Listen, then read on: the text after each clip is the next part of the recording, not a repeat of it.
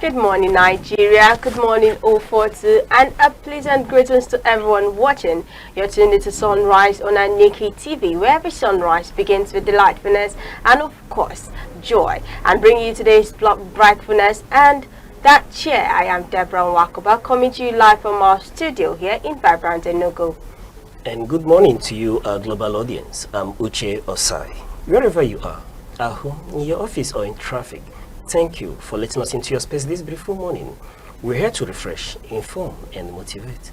Yes, of course, and today is Thursday, 22nd of January 2026. And of course, we've got a power-packed morning for you here today on Sunrise, where we've got that trending story. We've got a weather report and our business talk update, and of course, that special Sunrise vibe to help us begin our day. So, relax, grab that cup of coffee or tea.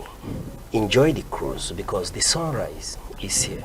Yes, and starting on Sunrise today, we'll be kicking things off with our quote of the day, with words that are thoughtful, words that are inspiring, words that offers insight in whatever we do to help us stay well focused, stay well driven, and of course be motivated.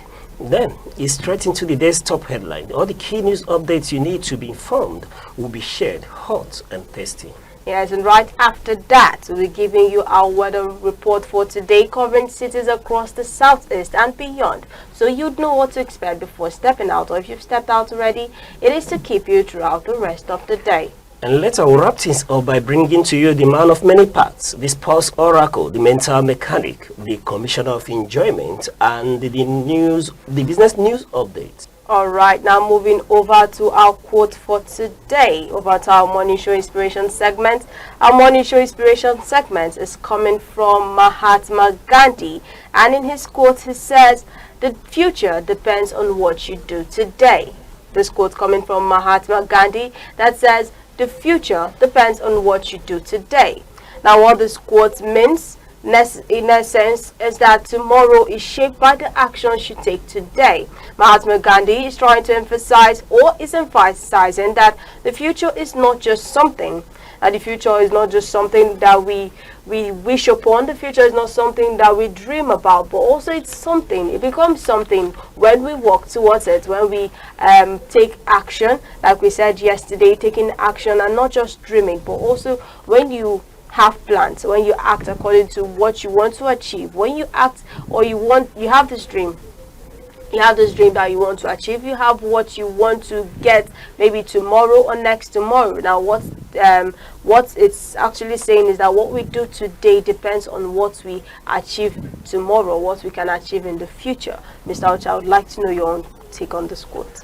All right, I think Mahatma Gandhi is quite apt, when he speaks to us like this, he speaks to us, directly coming from a man who would say conquered, many things in life. He's one person that will know that conquered greed and is able to meticulously plan out his days, leading to what the Indian nation enjoys today as independence, because he's one of the fathers of that nation, enduring torture, being very, very focused on what he wants to attain in terms of Indian independence and how he wants to attain it. And when he speaks to us about, that the future depends on what you do today, that's exactly. And it then brings me to what one Latin adage that tells us that fugis non regamus est. Time wasted cannot be regained, and therefore for you to be able to secure your future, you have to start today. And what does that tell you?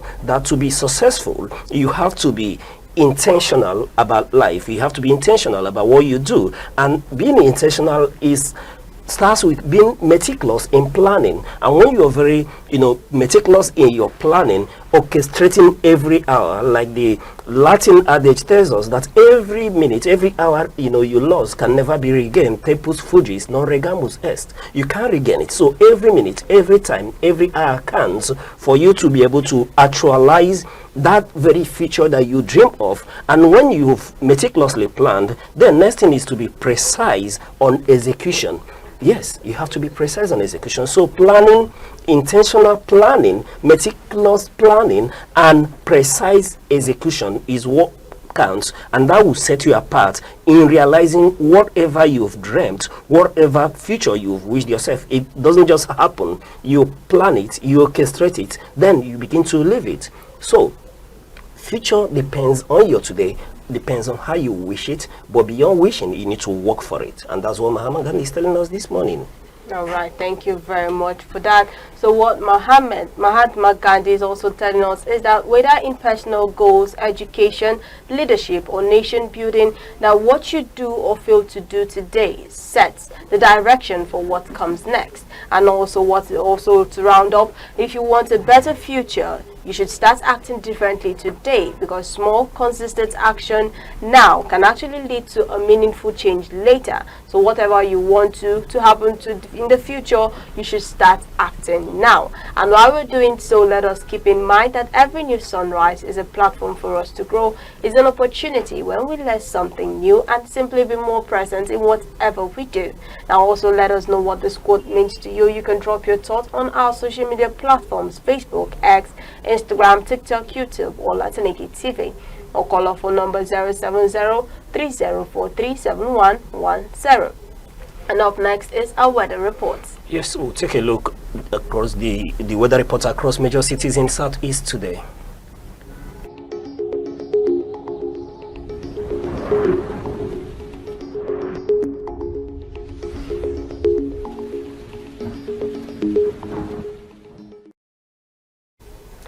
Good morning, Oka. Today it kicks off with partly skies in Oka with a hint of light early morning showers possible. But don't put away those sunglasses yet. Expect a high around 33 degrees Celsius and a low near 23 degrees Celsius tonight. The sunshine will break through as the day warms up, keeping your Thursday warm and mostly dry. And good morning, Enugu. Over to the core city. Today will be partly cloudy skies with bursts of sunshine. Daytime temperatures will be hot and inviting, typical for this time of the year as the dry season holds on tight. Yes, and in Abakaliki, it's another toasty Thursday in Abakaliki, so expect plenty of sunshine with only scattered clouds to keep things interesting. Temperatures will stay high, so hydrate early and hydrate often. And over to Owerri. Owerri today is expected to be feeling sizzling with a daytime temperature potentially pushing mid to mid 30 degrees Celsius. This city will serve you up classic dry season heat with sunshine and only seasonal cloud breaks. Morning fans will enjoy a tolerable warmth that builds quickly into a hot afternoon. So keep that water close. Yes, and in Umahia wakes up to hot and humid conditions today. Courtesy of that southeast dry season, sun mixing with lingering humidity. Daytime highs is around 32 degrees Celsius, which will bring sweatbed energy, but evening breeze will cool things down comfortably. So, wherever you are in Southeast today, stay safe, stay cool, and you do remember that either rain or shine, we've got you covered. And this is your weather report here on Sunrise on ANEKE TV. We'll be back with more news updates. Please stay with us.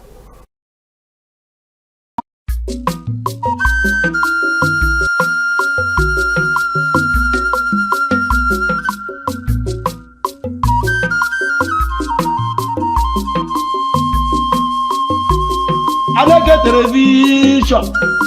How I get one of the father and I am what you go How Mbo Wabian here, Bube, Mbo Wabatawan here, Bube,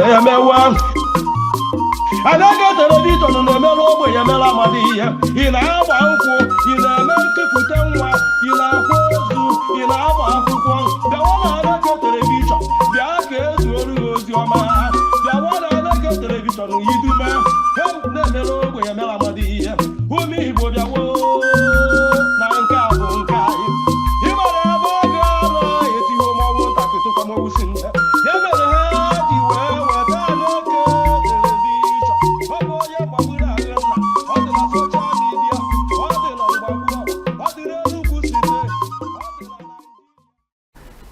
You're still watching Sunrise on ANEKE TV. Now we're taking a look at our newspaper for today, starting from The Nation, Punch, Daily Trust, and The Guardian newspaper.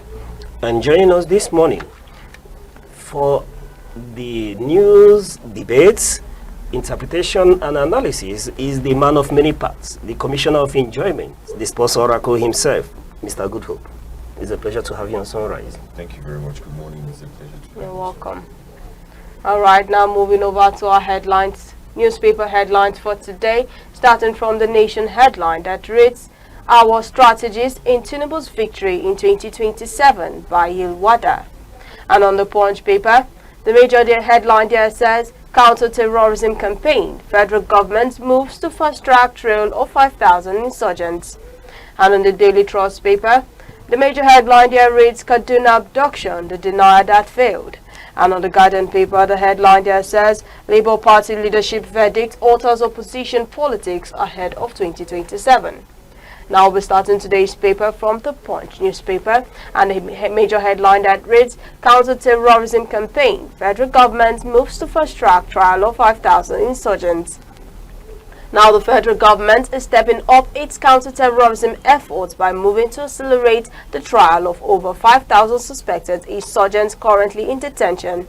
Authorities say the plan is aimed at decongesting detention facilities, ensuring justice for victims, and strengthening national security. Special courts and streamlined legal processes are being considered to handle the massive caseload as Nigerians continue to demand both justice and safety.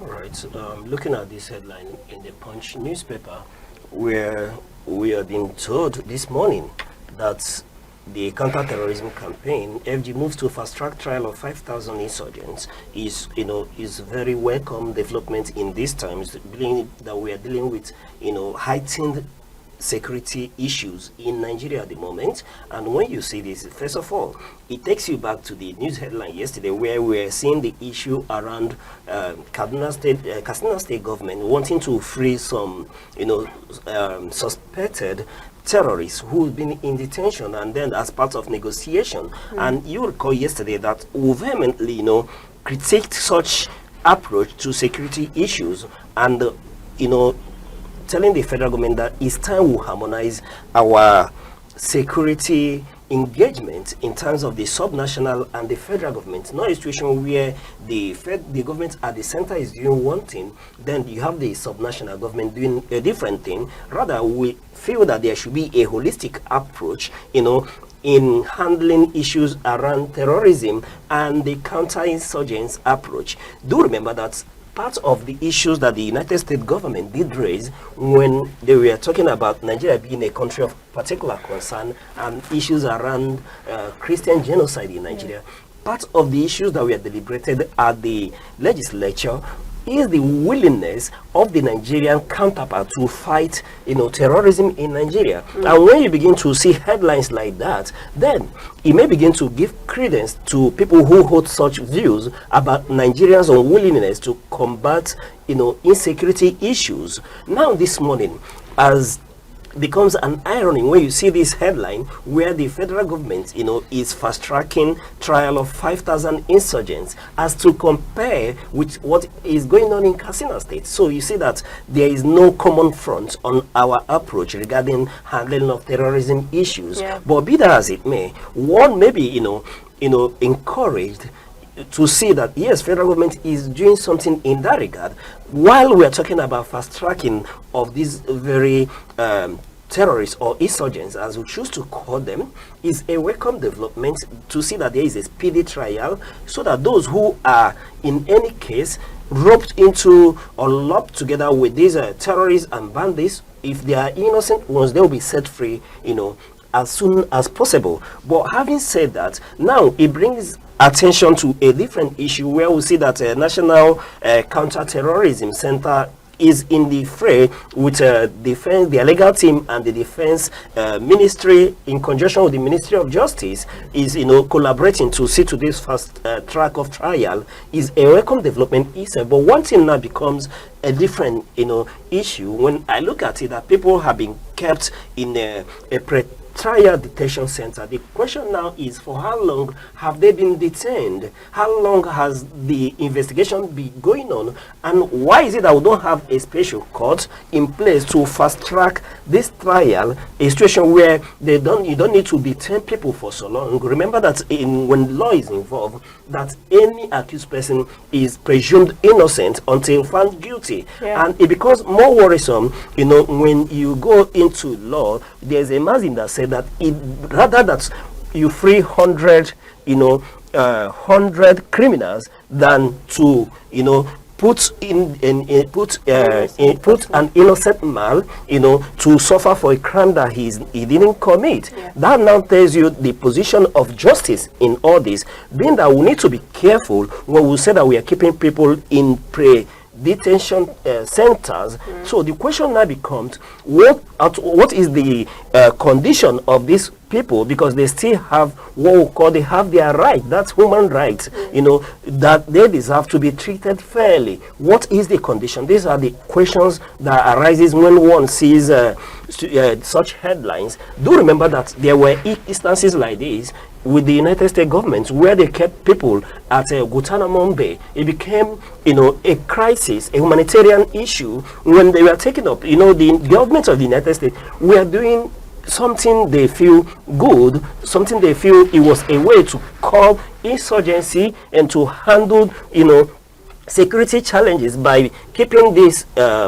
presumed terrorists, because they've not faced trial at Guantanamo Bay. They were convicted once, high classified terrorists who were held at Guantanamo Bay, but it became a humanitarian crisis. So in view of all that, you now begin to see to it to, harmonize and collaborate the same situation with what we're seeing in Nigeria, where we're being told that these men are in trial detention. And then may come where the humanitarian society, the world over, will begin to accuse Nigeria, of beginning to, have humanitarian issues in the way we approach or hold these ones in detention. It may become a challenge in future where Nigeria will now be classified as a country that has total disregard to human rights, right? So we should be very careful in issues like this. And it now brings to the 4-point that we should have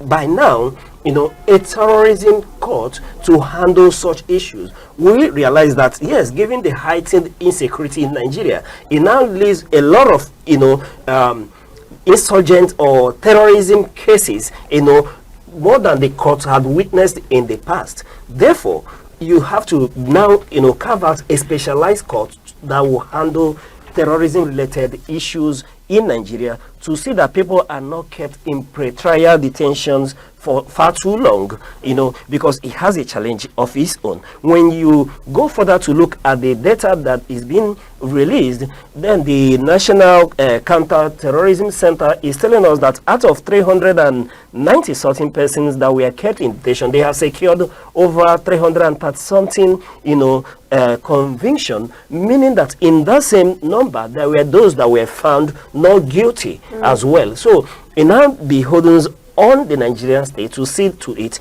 that will not just, speak to fast-tracking this move, but so it has to be seen that this whole means is fast-tracked beyond what it's obtainable at the moment. But more encouraging is the fact that the defense, ministry is now telling us that there is still, an ongoing effort to see that there is what you call a DNA bank, for which you can be able to have DNA data of these terrorists, subsequent that in future, if there is issues, it may not take this long for you to be able to identify who is involved. And that in itself is quite encouraging, given to, the level of the data banks that we have in Nigeria, where part of the issues that is being cited by the United States government as to why they are pausing issuing of immigrants and non-immigrants visa to Nigeria is that it's difficult to get information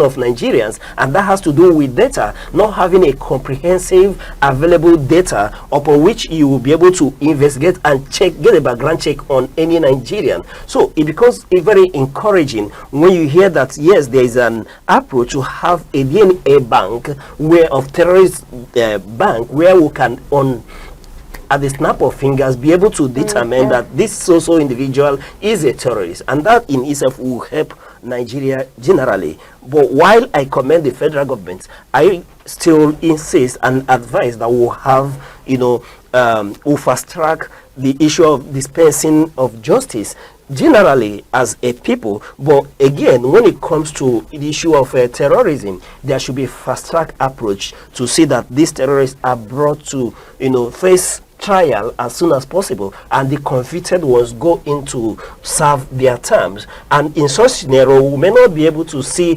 where terrorists that has been already captured are in detention and perhaps awaiting trial are now being used as a negotiating tool, where a state government wants to free some individual as part of perhaps their negotiation efforts, which they tell us is to ensure more lasting peace. And we all know that these bandits, these terrorists, have never been ones to keep to agreement. There has been a lot of carrot approach over time, but we'll see that in principle they don't keep to that. When you deal with one bandit group, another resurfaces somewhere, or they migrate from that very spot, relocate and continue their terrorist act against the people. And for me, I keep insisting that we should have a defined national and holistic approach to fighting insurgents in Nigeria, and as to how we deal with the captured ones as well, so that we won't have the subnational doing one thing and the federal at one end is singing a different tune. No, it doesn't engender confidence on the Nigerian people. Yeah, I can tell you that this thing that you just said about how the 5,000 terrorist insurgents specialists, I would say, the plan of federal government to prosecute them and to bring them to books.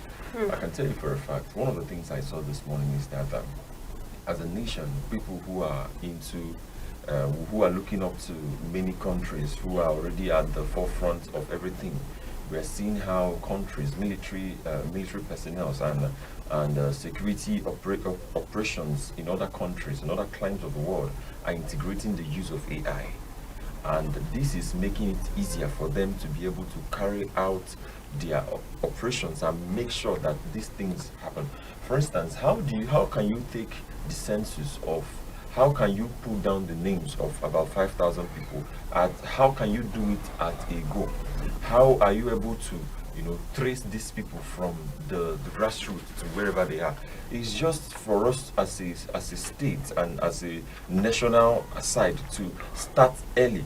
I can tell that, of course, I commend the federal government for that approach, apart from the one we've seen yesterday or the day before yesterday about the Castina, the one that really got us. But right now, I can say that we need to start very early to, propagate these things, to propagate the culture. If you go to other climes, if from the airports you are picked, from the anywhere you go, once you are entering the country, once you are getting into the place, you are going to be arrested for any crime you committed, because your database is there, your fingerprint, anything it is that will be used for your identification. And that is what is good, and that is how it is. We may not be moving around trying to catch these people, catch the terrorists, or circle them, all those things, but just having a digital coordination around this can go make us.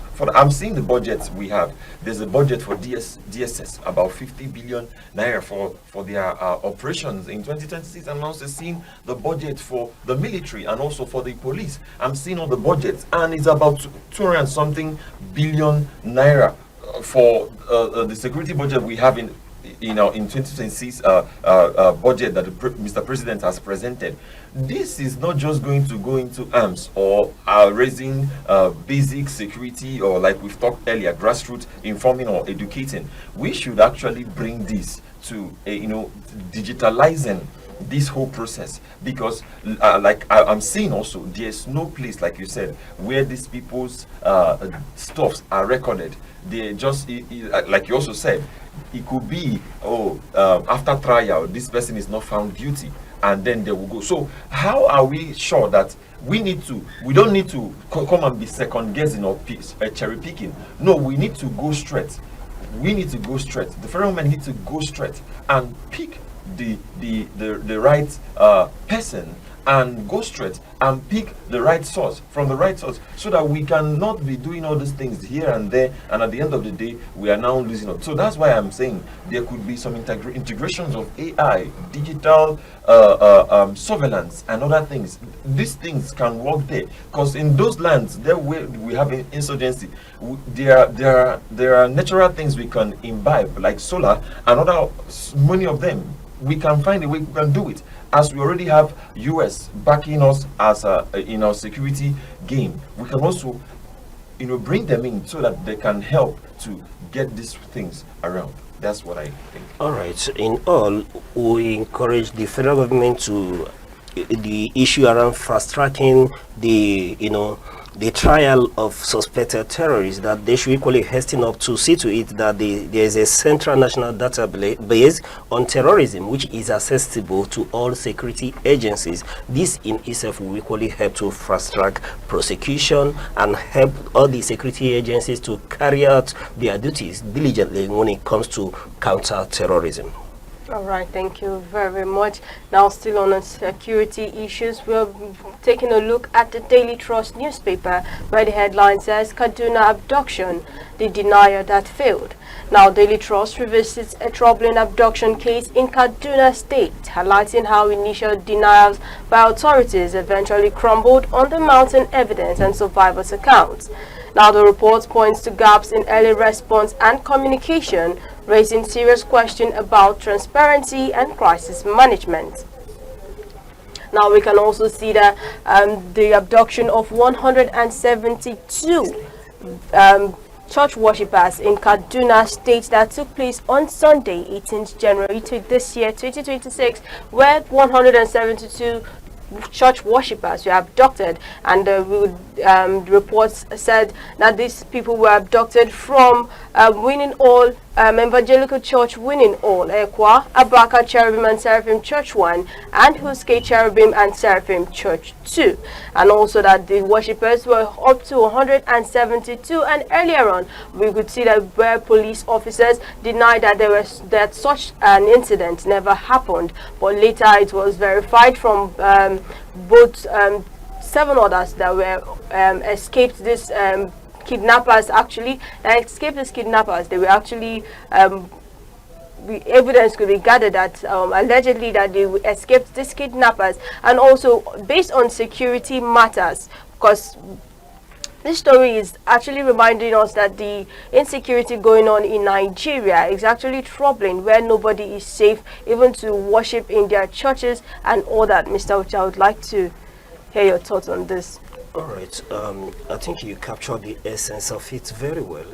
It's quite worrisome that when there is a security challenge of this nature, that the government upon which the people, the generality of Nigerians, and speaking in particular to Kaduna State, where we've seen denial by the state government and the local government chairman as well, coming out to deny that such a thing happened. It becomes a very big challenge, on what we're saying. What is our concerted effort in fighting insurgency?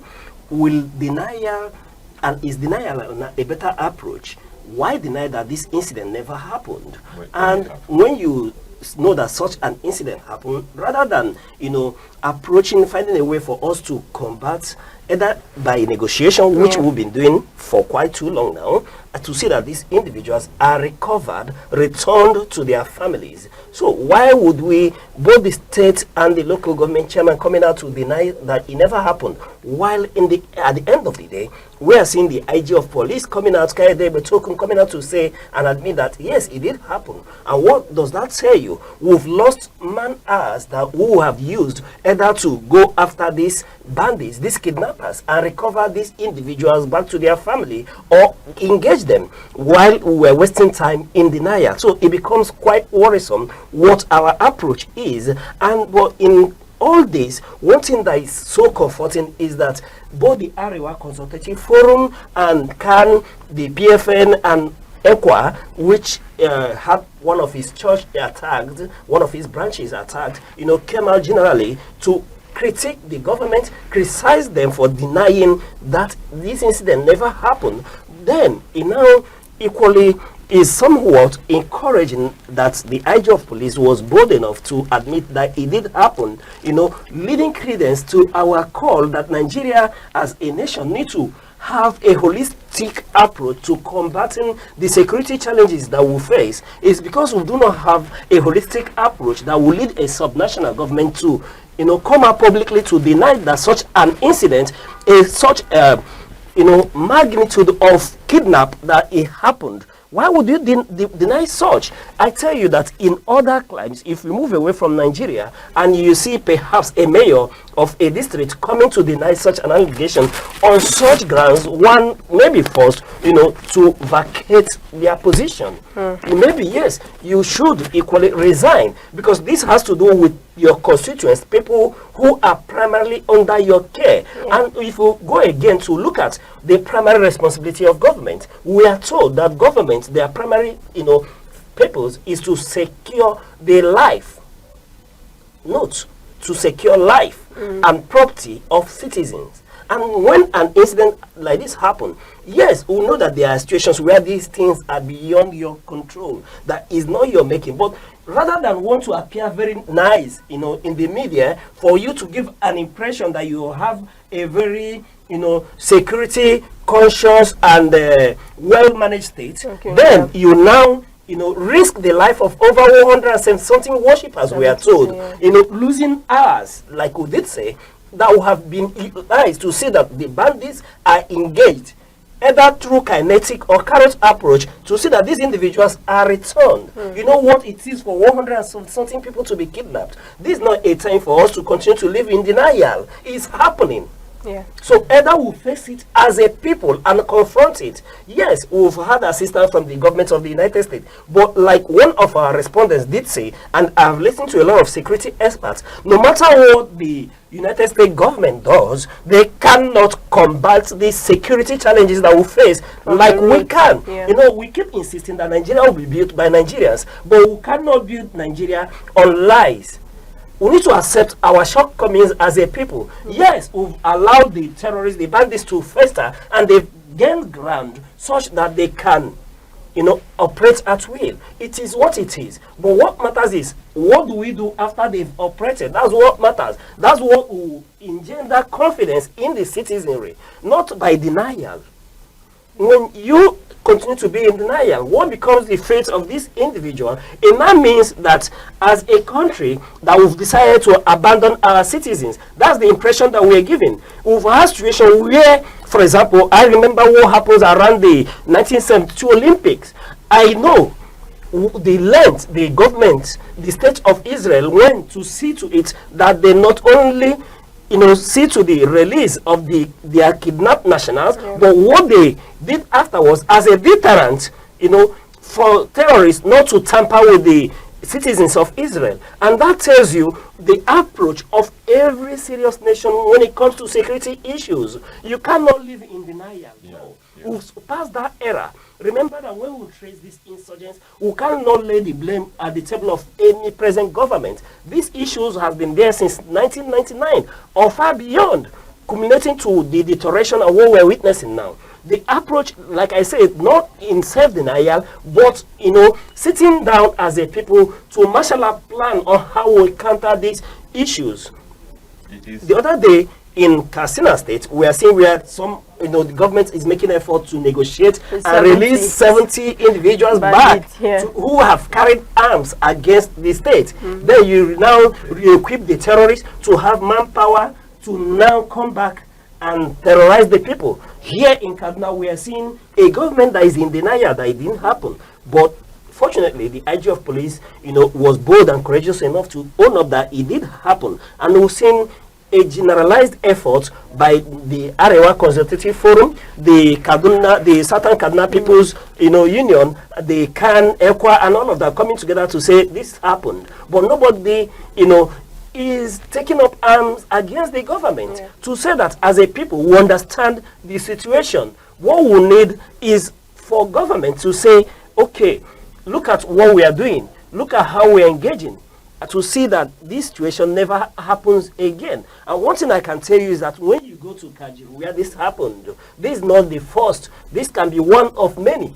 But one thing I tell you, when I have interacted with people from Kajuru a lot, and one thing I know is that these people so much believe in Nigeria and the government of Kaduna State. So it's quite a pity when you see that their own government that they believe in, is denying that their people are kidnapped. No, these are worshippers who have left home to go worship, to practice their faith. The least we could do, yes, it has happened, is not to deny them. Is to begin to see, put measures in place to see it never happens. Yeah. Which is why people are quite apprehensive to return to school. When you see that schools are resuming, people want to see what is government doing in terms of security to see that the people who are resuming are returning to school and teachers, are being protected. So this now leaves a lot, it leaves a lot to be desired on our approach as a nation. At this point in time, I cannot oversay it, that the Nigerian state need to have a holistic approach to insurgency, counter-insurgency in Nigeria. Yes, and until we do that, you continue to see denials and self-denials about the happenings. And I tell you, when we speak to these things happening, it's not that we are criticizing government, because like I did say, this predates this administration. It's been there. It's a decay. It's just like when you have a toothache untreated, it continues to deteriorate to the point where it becomes quite unbearable until you get to the dentist and you now have to endure pain again for it to be uprooted. And that's our situation at this point in time. So either we own up to it and confront it. And one thing I tell you is that Nigerian people are resilient. They so much love and believe in Nigeria. They have faith in this nation. And until we come together to develop policies and approach, I tell you, this may not be the last time, but it becomes worrisome when our government, begins to adopt a denial approach. For me, if I may, not wanting to sound politically correct, but even if nothing is said to be done, I want to see the Kajuru local government chairman come out publicly to apologize to the people for denying that it never happened. These individuals can be traced. They have a family. They have a home. So the least you could do is to come out public to say it never happened without investigating to see that it did happen.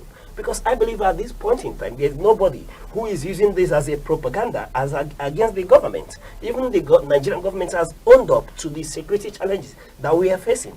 And one thing we will commend the administration is their boldness in saying that this issue is confronted and dealt with once and for all. There's no nation in the world where you don't have security challenges. Even in the United States, they face what we call domestic terrorism. And beyond that, you see where people come out with ammunition and open fire on innocent passerby. So there's no nation in the world that doesn't have or is not confronting one security challenge or the other. But what matters is, what is your approach? How do you tackle such situation? And I tell you, one way to tackle insecurity is not by denial. Yeah. Okay, now moving over to our next paper for today, coming from the Guardian paper, where the major headline there says, Labour Party leadership verdict alters opposition politics ahead of 2027. A recent court verdict on the Labour Party's leadership crisis is reshaping Nigeria's opposition landscape. Political analysts say the ruling could weaken or realign opposition forces as preparations for the 2027 elections gather momentum.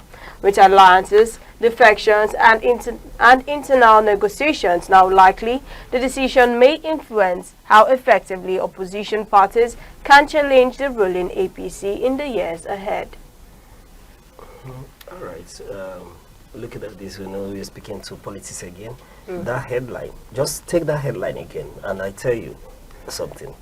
Okay, the headline says, Labour Party leadership verdict alters opposition politics ahead of 2027. All right.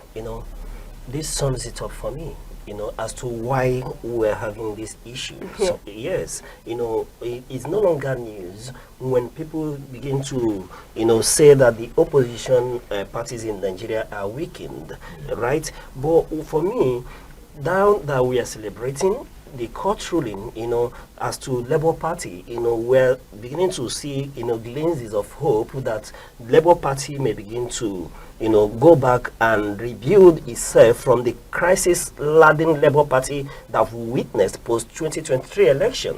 But be that as it may, without wanting to accuse the government, it becomes more worrisome when this is the same across political parties, leading even the political opponents of the APC to accuse APC as a political party as adopting the approach of letting every other political party be in crisis while they become a dominant party. People have said that is the approach of this government, that they are the one that is destabilizing opposition political parties, though we've not heard the government come out public to say no, we don't have a hand in this, but allegedly people have continued to point accusing figures to the ruling political party. But be that as it may, what is more worrisome for me is that the judiciary in Nigeria no longer speaks as when every Nigerian expects them to speak on issues. You begin to see deferred judgments, and people tend to wait till at a certain point in time, like in the case in Rivers State, where we saw the Supreme Court coming out to give a ruling after 6 months of state of emergency, where their voice will have, given sanity to the system, the environment, and giving direction. Because that leads me to remember the era of Kutigi, the era of Justice Oputa. These are legal luminaries, who held their ground and were able to determine the fate of this nation by giving the nation direction at a point when it seems that that the nation was headed to the dark tunnel. They were a glimpse of light for the nation. They held up that candle with the judgment, their pronouncement at such instance, and that's the position that we hold judiciary in high esteem. But what we are witnessing now, as looking at this judgment, where the court has come out, to say that the Nenadi Usman-led caretaker committee is authentic and should be recognized by ANEKE. What does that tell you? This is an issue that has been in litigation up to when you interpret the rulings of the Supreme Court. That will be a guide. We will now have to wait for a Supreme Court to now give credence to the verdict of a Supreme Court. And the court, the Abuja Federal High Court, led by Justice Peter Lifao, coming out to say that yes, that caretaker committee is not just legal but should be recognized by INEC, and that the tenure of Julius Abure, long expired, has been declared by the Supreme Court. What does that tell you? That in Nigeria at this point in time, people are now taking for granted the position of law and the place of judiciary in Nigeria. And what does that in itself leave? It now should, be something for the judiciary to be worried about, for the legal practitioners equally to be worried about, because any nation that doesn't obey its constitution and the rules of law is, a state that is headed to oblivion, where you may have anarchy descend upon the nation. But looking at this ruling, for me, is heartwarming that at the end of the day, we may begin to see another opposition political party that will have its house in order.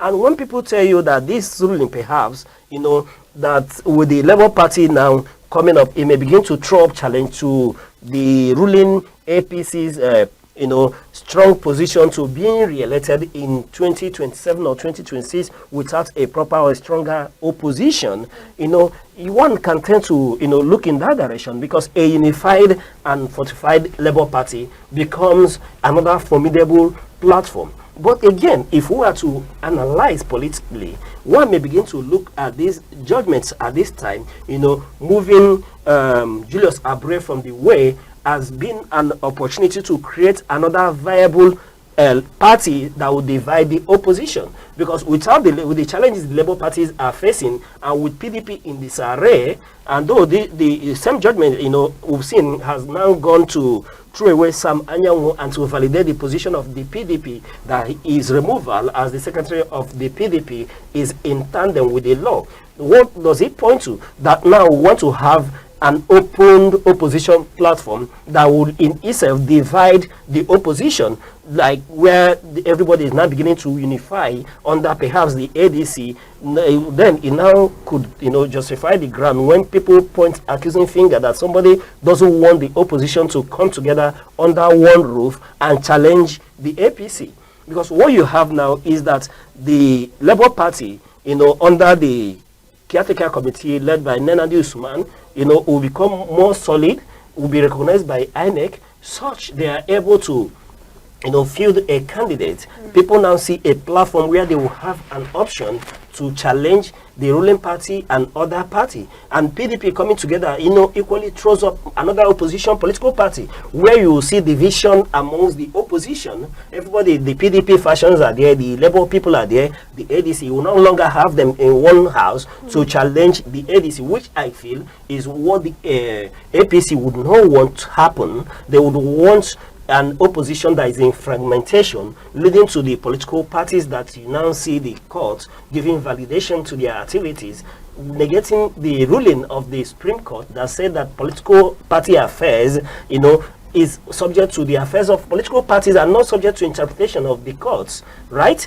So, but now we are seeing validation of that Supreme Court ruling, meaning that the PDP can begin to put their house in order. The Labour Party can put their house in order. You now have a fragmented opposition, not one house that can challenge the ruling APC.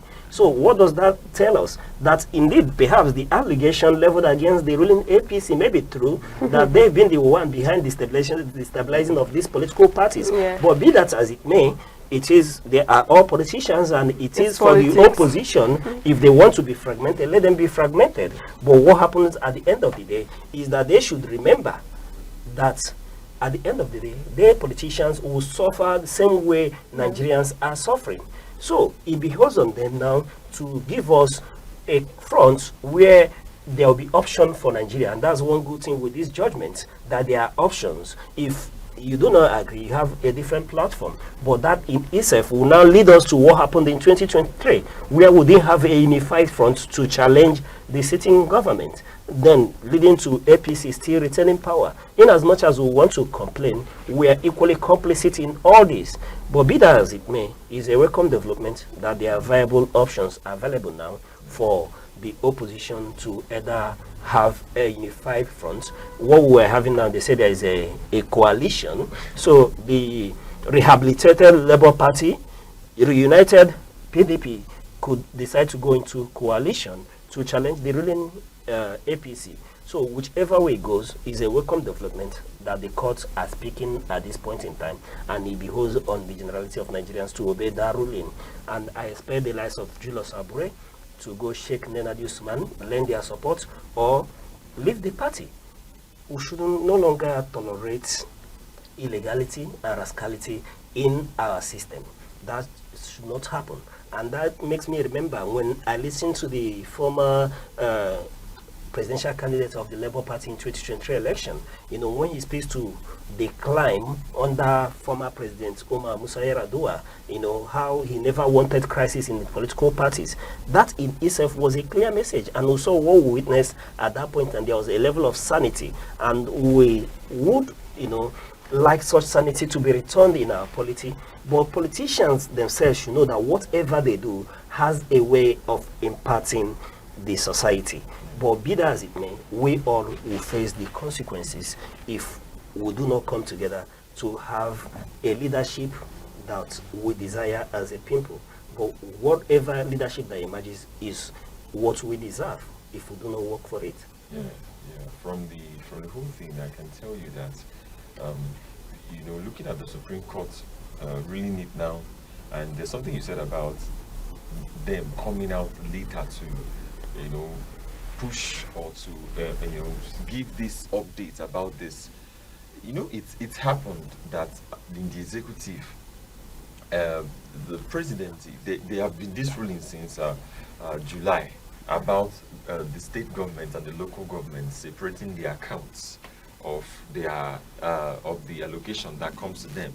And the president himself has also gone ahead to give a verdict on that, calling out, not just calling out, but making it a focal point that this is what is needed to be done.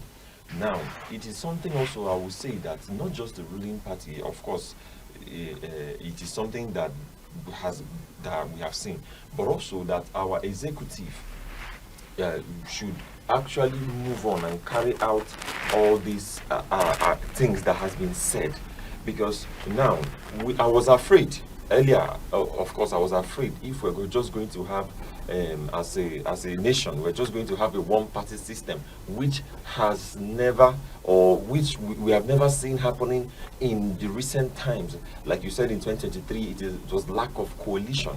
And these things are the things that we are looking at, and we are not excited because as a nation, we should have competition. We should have these people finding their grounds, expressing their basic fundamental human rights, right to be to vote and be voted for, right to participate in the government activities. And you know one thing I can tell you, many years ago, while we were taking some studies on this, there's this thing we call laissez-faire.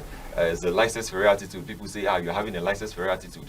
That attitude that makes people not to participate. You know that this person wants to get into this, and there's no platform given to them because it looks like this is a one channel that we're going, and every other person is going through, and then, so it will make them not to do anything. And that's a credit to the things we are seeing right now, that we have there are other forms where people can participate in politics and bring in what they have to do, what they have to bring in to the ruling team. All right, be that as it may, we welcome the judgment by the Abuja Federal High Court, but we encourage our politicians to continue to play by the book. They should continue to play by the law. They know what the law is. Each and every of these political parties, they have their rule books, and we should engage under these rules. We know what is right. We should do the right by the people, because the political parties are platforms upon which people express their wish.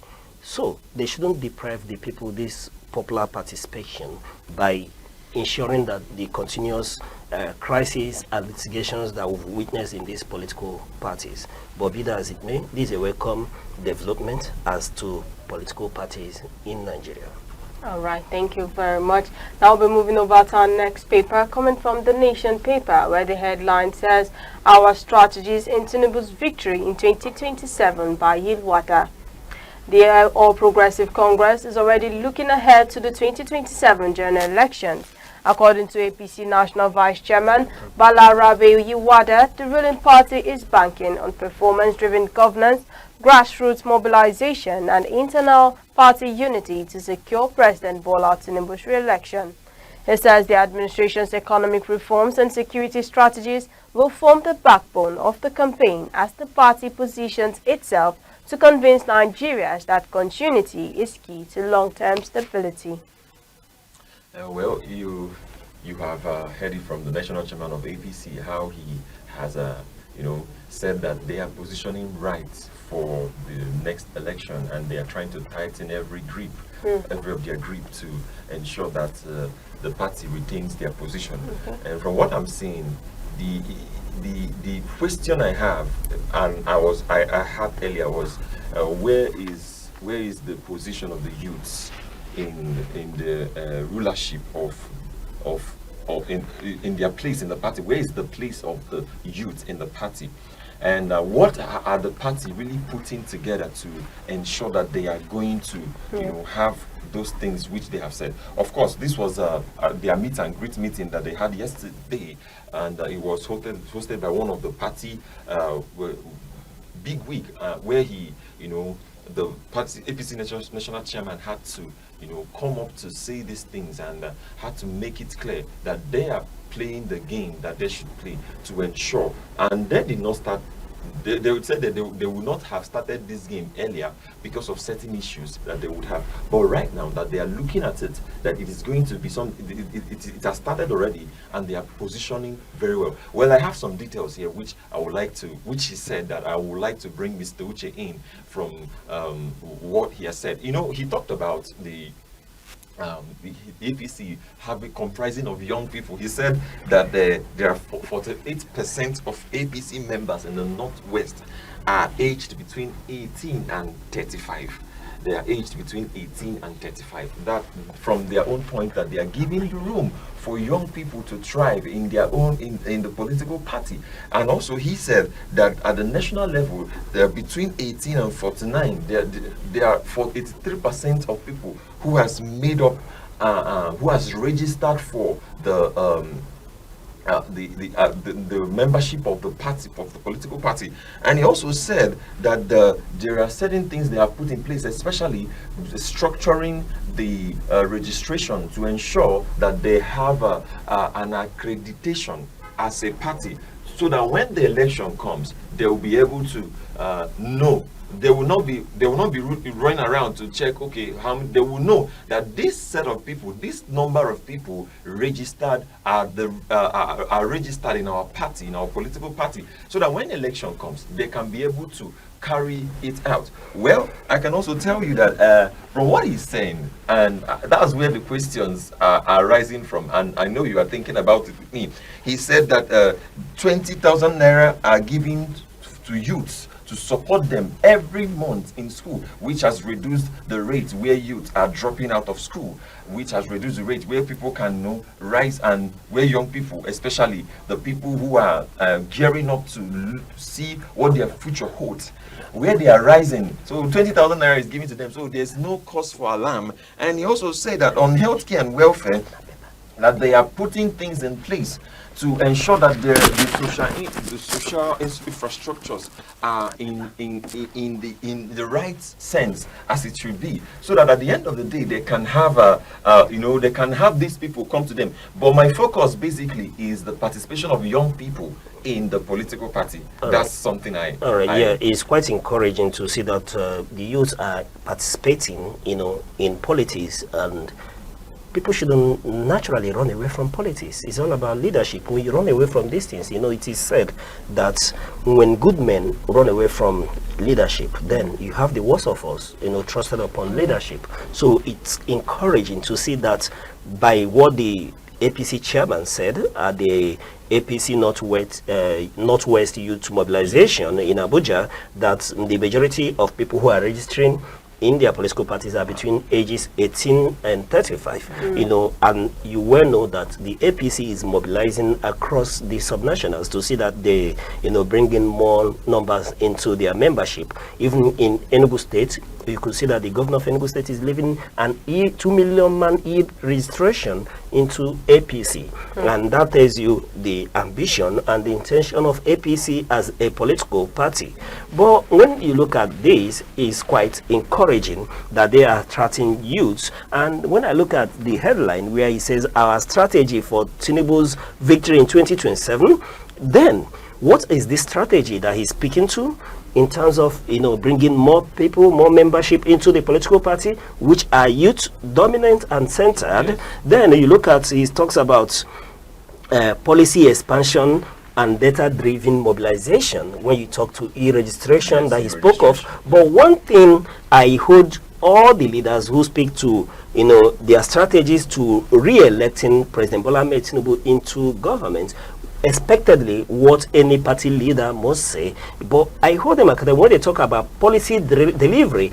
I rarely hear any of them begin to break down this policy delivery in terms of what they've done. What is this policy delivery that we're talking about? I've not heard them break it down and give us data-to-data analysis on how this has impacted the people. If you tell me that your government is doing well, I expect to see a data-backed analysis of that policy delivery. And this is the only area I see all politicians and party leadership equally fail to, bring to attention on how and what the deliveries are. But as to citizens' engagement, there's nothing wrong with that. But one thing I tell them, that they should be aware that as they are mobilizing, other political parties are mobilizing as well.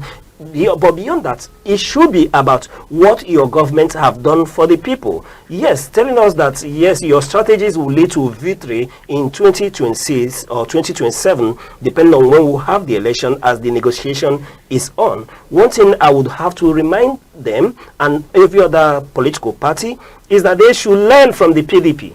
Remember that when PDP hosts were, this is what they told us, that their strategy is the best. They have a government that is policy driven, which is impacting the people, leading to their then chairman telling us, I remember correctly, when Obulafo was at the helm of affairs in the PDP, they said that the PDP will rule for the next 60 years. And I asked, where is PDP today? crisis laden, Yeah, crisis at the laden. back burner. We don't even know the faction of the PDP to look up to at the moment. Now today is the APC at the helm of affairs. That's why when we speak to the issue around the crisis in labor, and we tell the APC they should not glory in the sense, but what they should be bothered about is that if they've delivered the dividends of democracy to the people, and that's the on the ground, and the only workable strategy I know upon which any talks on re-election should be based. Even when I take exception that at a point when we should be talking about consolidating the gains of democracy, the gains of this government, when one is beginning to look at those policy delivery that they talk about, then we are now busy getting into politicking.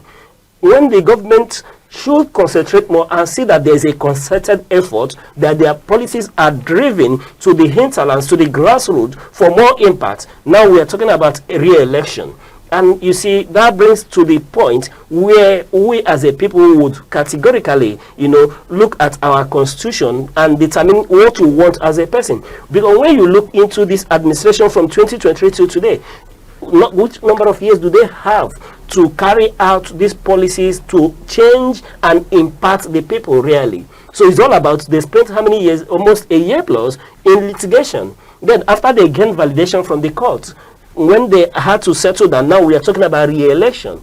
In the life of it, when you take into these numbers, then what are the real number that you see for leadership in itself? What number of days do they have to equally, refocus and redirect the nation? So when I look at the party chairman speaking this way, expectedly, that's what you expect every party chairman to say. Even the parties that are yet to form, or those who classify as mushroom political parties, they will speak in sunlight, but they should not take away the place of the masses in terms of impact. And when it comes to 2027 election, what the people will look at is your scorecard. And when they are speaking to this strategy as to re-election, we hope that they begin to give us the numbers, give us the data as to the impact of their policy. Let's look at it line by line and see how this has impacted upon the people. This is the workable strategy, and this is where we hold them accountable. And when we as the citizens who sit at the office of the citizens to look at the scorecard, we will look at it in tandem or in comparison as to what other aspirants will be telling us. So you do not have that strategy to yourself, but they should look more to the strategy of impact upon the people, the dividends of democracy. That's what matters, and that's what Nigerians will ask of you in come 2027. All right, thank you very much for that, and also thank you. This is all for today's newspaper review on Sunrise on ANEKE TV. And please do not forget that you can grab your physical copies from any of your favorite vendor or catch the paper online for more broader information. And also do not forget to follow us across our social media platforms, all at ANEKE TV. And up next is our sports update, and we'll be moving over to Good Hope, or the sports oracle himself. Yeah, you can call me that. The sports oracle. Well, thank you very much for that. In the world of sports, like I have here, there have been sanctions against Algeria national team because of their misconduct during the AFCON match that took place between Nigeria.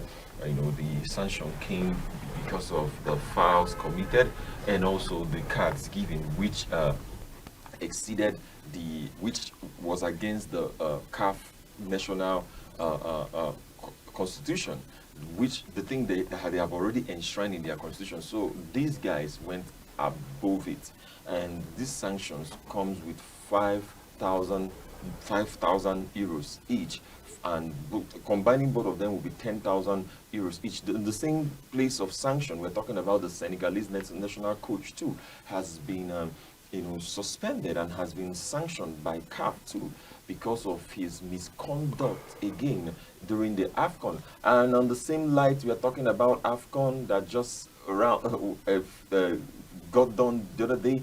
Akol Adams, the number 23 of our Nigeria, he has been tip-marked and bookmarked as one of the people whose goals will be, recorded in the sands of AFCON 2025 because of how he was able to dribble Luka Zidane. That's Zidane's younger son, Zidane's son.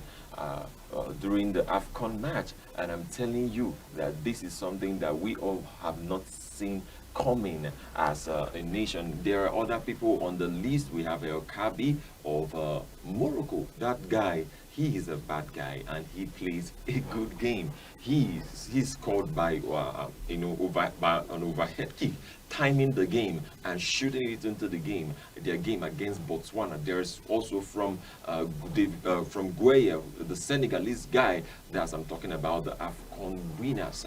And still in the news of AFCON, Sondo Lise, the former Super Eagles player, has come out to say that he thinks that Victor Osimhen's reaction is the reason why Super Eagles lost that AFCON game, of course, against Morocco, and also losing their station and position and mentality and psychology too, because he felt that he overreacted. Well, NFF has come out to say that there was nothing there, and there's peace between Victor Osimhen and even Ademola Lookman, who he had issues with, which we saw as the match went on. He said that there was no issue, and both of them, they are good. Well, still moving on in the AFCON, we are talking about games that happened. We're talking about now the list of people, the starting 11, the best in the AFCON, and we're having our Nigeria Super Eagles players. We're having Alexi Iwobi, we're having Calvin Bassey, and we are having Victor Osimhen making this list as the AFCON top 11, starting 11 players, people that will start all times, and that is something we have really seen happening. Still on the AFCON, we're talking about now the man, Thierry Henry, the French forward, former French forward, who came out to say that the officiating in AFCON was poor and the refs were not giving the standard that we watch in the international football, because he felt that the refs were not just the problem, but the lack of the people of them going through the training that they had to go through. Giving them the standard training they should receive so that they can amount to world standard. That's what he is talking about, and something has to be done about that immediately. Well, moving on from AFCON, moving into the World of Champions League, we are talking about Champions League now, that Manchester City has the captain team. Of course, they have a captain team comprising of Ruben Diaz, comprising of Erling Haaland, and comprising of Bernardo Silva. These big wigs in the City game, in the City team, has said that they will refund every of the fan who traveled with them to Bodo Glimt to witness their loss. They lost that game 3-1 in that sub-zero region, because it was very cold. It was very cold in that region. I don't know, maybe that could be the reason why they were not able to play well. And Manchester City has been struggling since they netted 10 goals to 1 in their FA Cup competition, which they had to scale through, and they are expecting their next match coming. And these guys have come out to say that they are going to refund. They are going to refund everyone who came for the match, everyone who traveled, and they really value their fans. And this is what we are expecting, and this is what is expected to be, that there could be compensations and things so that the players could perform well, so that they know next time that if they don't win this game, they're going to refund these people with their money. That if they don't refund their money, there will be a problem. And still on Champions League, yesterday we have the results that came through. Chelsea won their game yesterday by 1-0, and Moses Caicedo had to slot in that game at the 70-something minute. And still on that game yesterday, still on the games that we had yesterday, we're talking about Bayern Munich right now.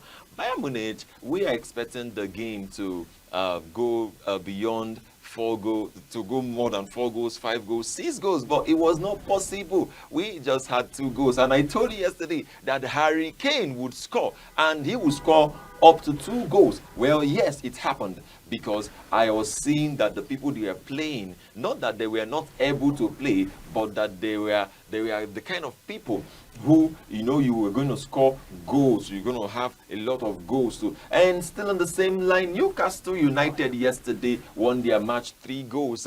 It was a good win for Newcastle, while seeing how they played and believing that they could deliver. It was all joy as PSV Eindhoven went home losing their hairline, and Newcastle had to bab these guys because it was a good game that Newcastle had. And still on the same line, we had Atletico Madrid and Atlanta.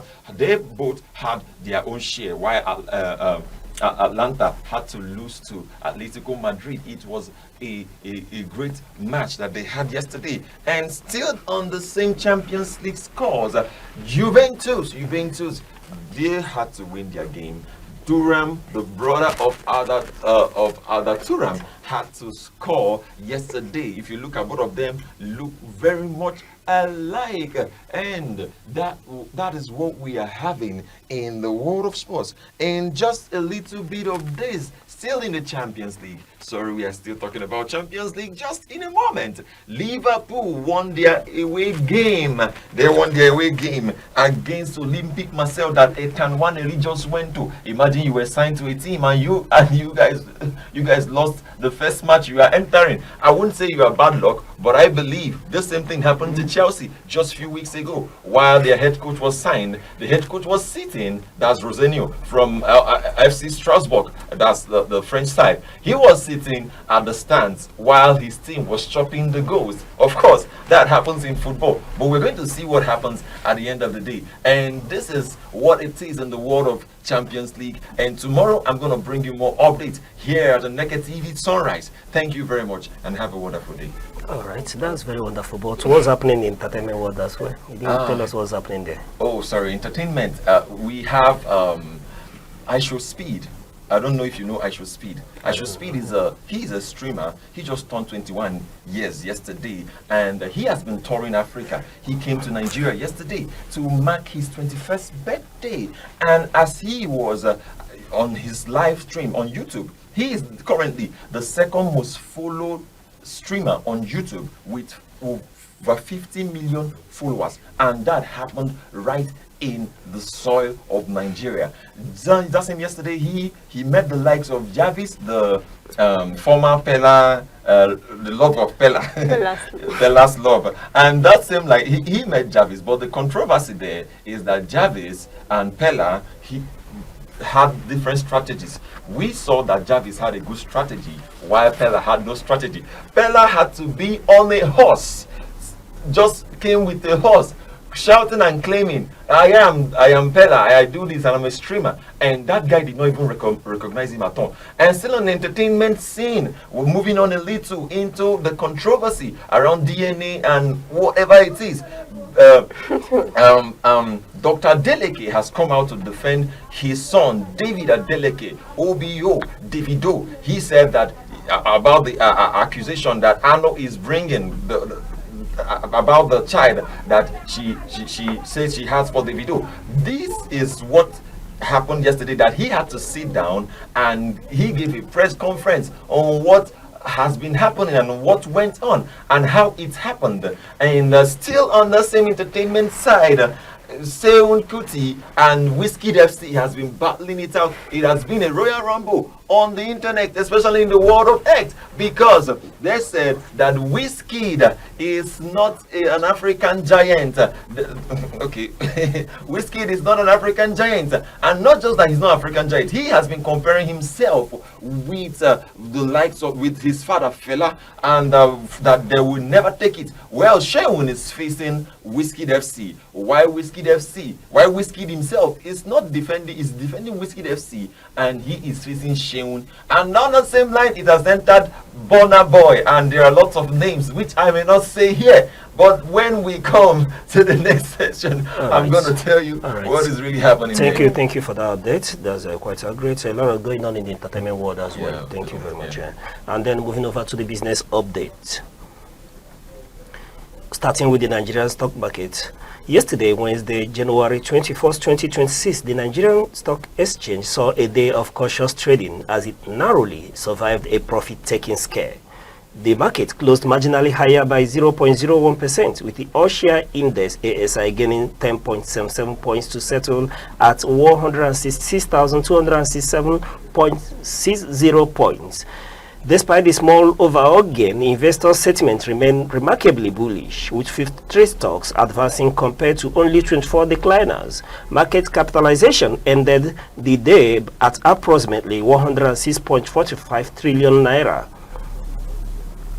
The volume of shares traded yesterday is around 106.45 trillion naira, and the volume of shares at the exchange hand was 811 million units. The key drivers as at yesterday is led by Leverage Africa, Dangote Sugar and Access Holdings helped offset sell-offs in large cap stocks like Jitco and Aradel Holdings. The top 5 gainers as at yesterday are led by NCR Nigeria, which closed its book yesterday at 171 naira 5 kobo, making a positive 10% adjustment, leading us to RT Briscoe, which closed trading yesterday at 4 naira 95 kobo, equally making a 10 plus positive adjustment. We are seeing Jai's back sustaining the rally by closing his book at 7 naira 93 kobo, making a plus 9.99 positive adjustment. And the fifth on that list is May and Becker. May and Becker closed trading yesterday at 43 naira 65 kobo,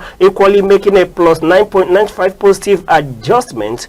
Profit taking pressured several equities, especially in the industrial segment, and the top 5 losers as of yesterday were Lotus Halal 15 ETF, which closed trading yesterday at 101 naira, making a negative minus 9.98 adjustment. They are followed by UPDC Red, which closed trading yesterday at 8 naira 40 kobo, equally closing at a negative minus 9.68 adjustment. We are seeing Champions Brewing closing trading yesterday at 19 naira, equally on the negative of 9.31%. We are seeing NSL Tech closing its book yesterday at 1 naira 10 kobo, making a negative 6.78 adjustment. We are seeing Wapik Insurance closing trading yesterday at 3 naira 35 kobo, equally on the negative adjustment of 6.69%. And then that leads us to the Nigerian Naira performance yesterday. The Naira closed at approximately 1,418 Naira 42 kobo as against the dollar.